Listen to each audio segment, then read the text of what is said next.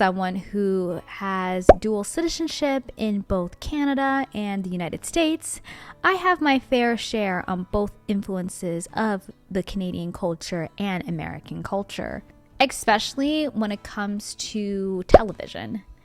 Every other weekend when I was younger, I would go to my grandparents' house who lived in Canada, and I would just run upstairs to their guest room where we would stay, and I would just turn on the TV and plop myself some bun and cheese or drink some Milo and allow myself to turn on the television and see what kind of networks I would choose to watch.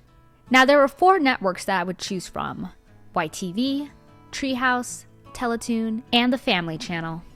The Family Channel was launched on September 1st, 1988, with Wild Brain Incorporation as its owner.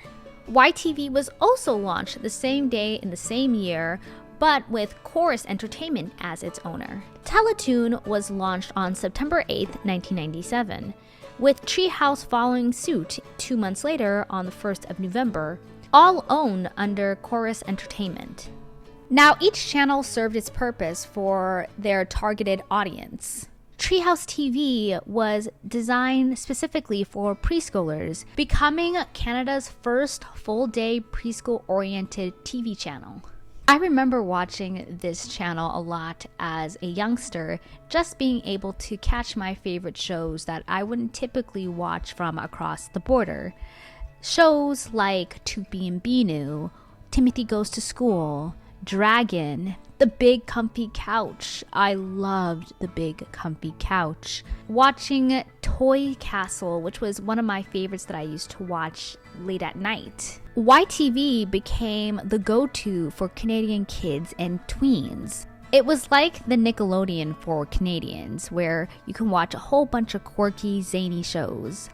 I remember original Canadian content such as Life with Boys, Mr. Young, and How to Be Indie.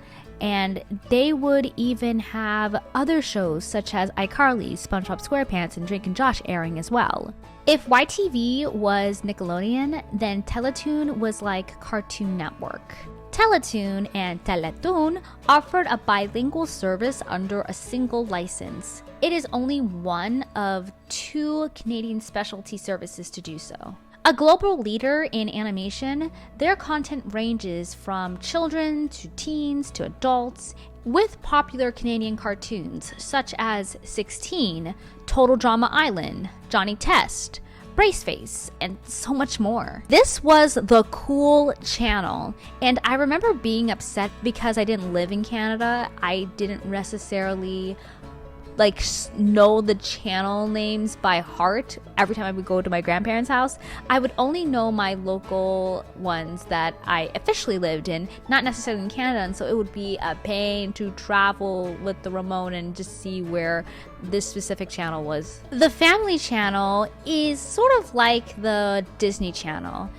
The network would air teen dramas and other children's shows that are in combination of Canadian originals, such as Life with Derek, Naturally Sadie, Winging It, and it would even air Disney Channel shows such as Hannah Montana, Sweet Life on Deck, and so much more. Fun fact, when the Sweet Life on Deck premiered in Canada, it was the most watched series that premiered on the Family Channel.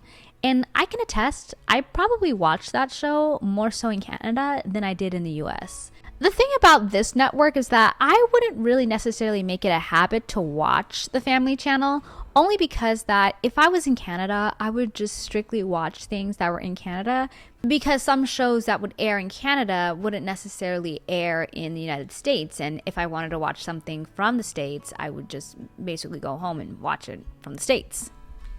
I remember talking to a Canadian friend who rarely watched Disney and only caught a few of its shows on TV on the Family Channel.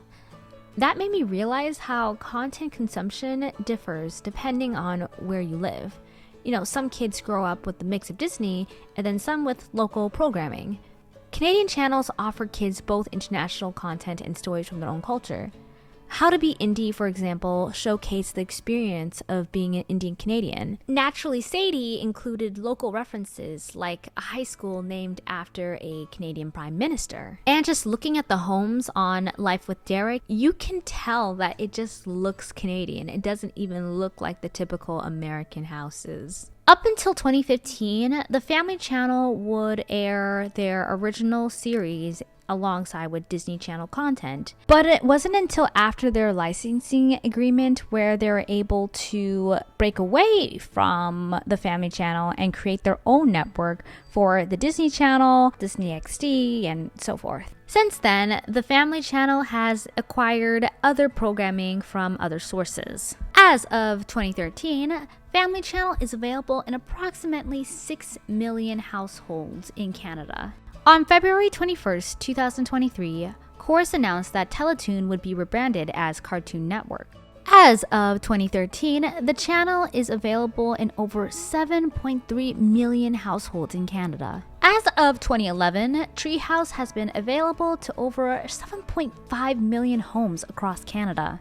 As of 2013, the YTV channel is available in over 11 million households in Canada. You guys, I want to know your favorite Canadian show. Comment down below and I'll see you guys next time.